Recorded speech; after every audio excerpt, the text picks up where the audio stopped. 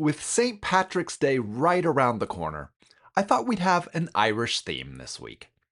But I didn't want to feature the music of Ireland in a stereotypical way, built around folk tunes or Celtic gestures. Not that there's anything wrong with that. I've taught plenty of jigs and reels over the years. But instead of stereotype, I went looking for perspective. Music written by someone who's actually living and working within that culture, whose musical perspective comes from a different place. That search led me to the music of Ailbhe McDonagh. I'll be playing 3 of her pieces today, suited for intermediate level students, and there's not a jig among them. Stay tuned for music that moves and breathes, and even travels through time. Coming up next on the Piano Pedagogy playlist.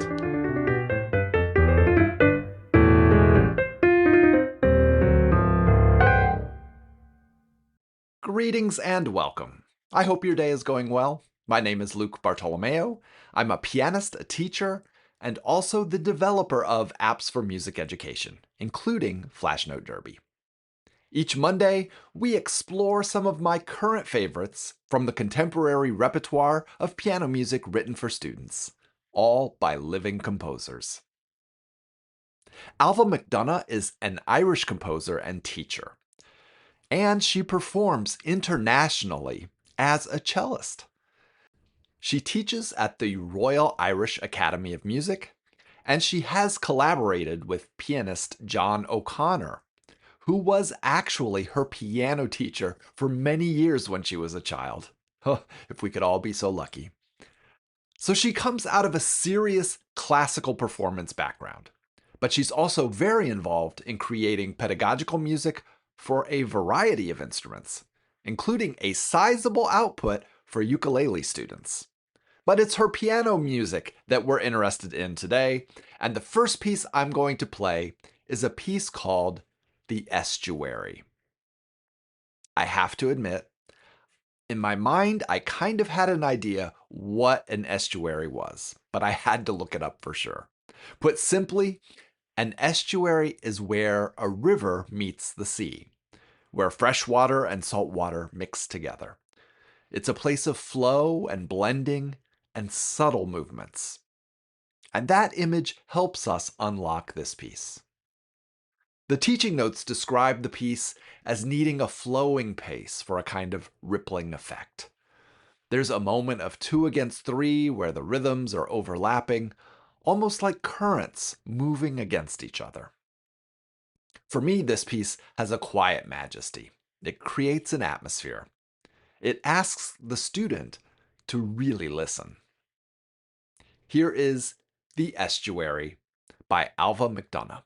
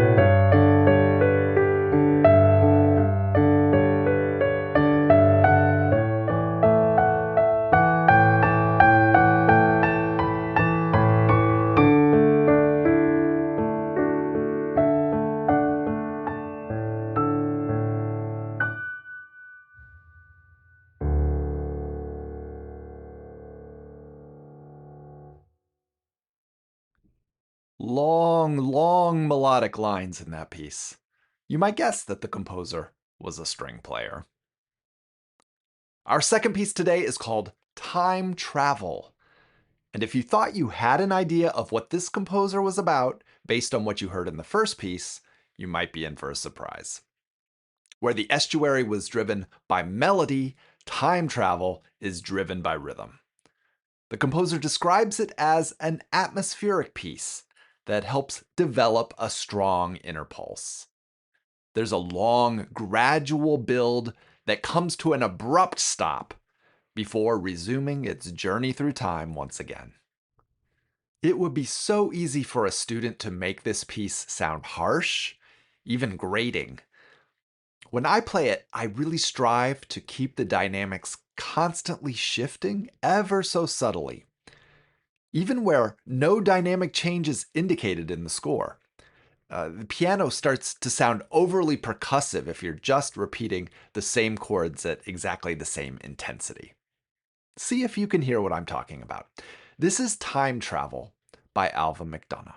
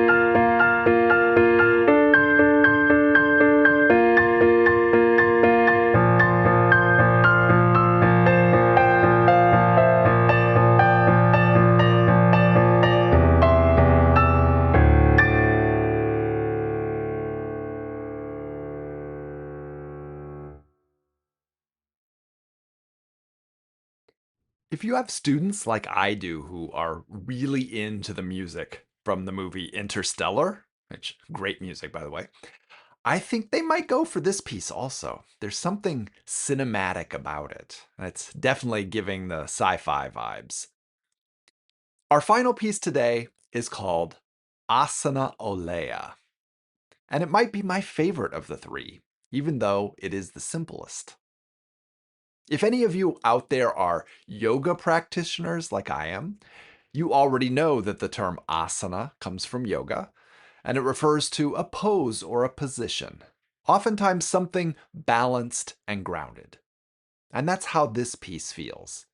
It's short, only one page long, but it asks the student to slow down, to shape the sound, to use the pedal carefully, and to let the music breathe. Sometimes a piece of music appeals to me as a teacher because it's useful for some technical or musical purpose. And sometimes it's appealing because of the way it feels or the way it makes me feel. This piece feels very centering. And it's a reminder that student repertoire doesn't always need to excite or entertain. Sometimes it needs to calm.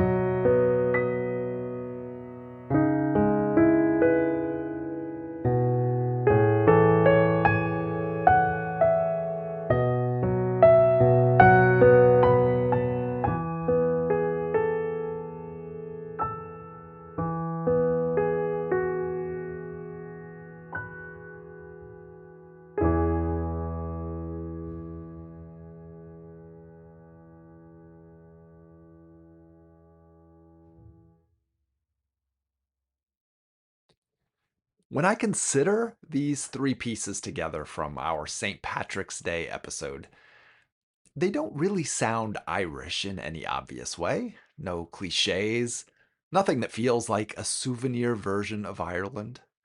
Instead, just one composer's voice, shaped by her own unique experience as a performer and a teacher. And I think that's why this music feels so genuine. Ailbhe McDonagh brings the sensibilities of a professional musician to the level of developing students.